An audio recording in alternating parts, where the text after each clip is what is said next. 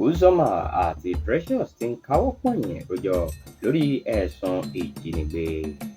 Iléeṣẹ́ ọlọ́pàá ìpínlẹ̀ Anambra ti fòfin gbé àwọn afurasí méjì kan tí orúkọ wọn jẹ́ Uzoma Nwabueze àti Precious Monday lórí ẹ̀sùn pé wọ́n lọ́wọ́ nínú bí ọmọdébìnrin ẹni ọdún mẹ́rìndínlógún tí orúkọ rẹ̀ jẹ́ Olúbùgbé Chukwuma ti sọnù ní agbègbè Òṣùbùlù níjọba ìbílẹ̀ Èkósígò nípínlẹ̀ náà.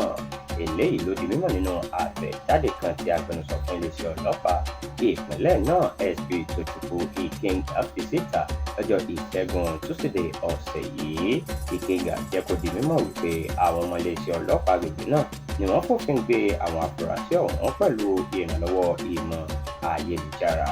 Lásìkò ìfọ̀rọ̀wánilẹ́nuwò ni àwọn afurasí náà ti jẹ́wọ́ wípé àwọn lọ́wọ́ nínú ìṣẹ̀lẹ̀ ọ̀hún àti pé ọmọ náà wà lórílẹ̀‐èdè Ghana báyìí. Lẹ́yìn èyí ni kọmíṣánná ọlọ́pàá ìpínlẹ̀ náà Ikoyi Orutugu pàṣẹ pé kí wọ́n gbé àwọn afurasí méjèèjì lọ sí ẹ̀ka iléeṣẹ́ ọlọ́pàá tó ń rí sí ìwà ọ̀daràn tó wà nílùú Àkúà àti sí olúùlú ìpínlẹ̀ náà fún ìwádìí kíkún lórí bí wọ́n ṣe fọmọ náà sọ́fà sí orílẹ̀-èdè Ghana àti ẹnikẹ́ni tó bá tún lọ́wọ́ nínú ìṣẹ̀lẹ̀ ọ̀hún.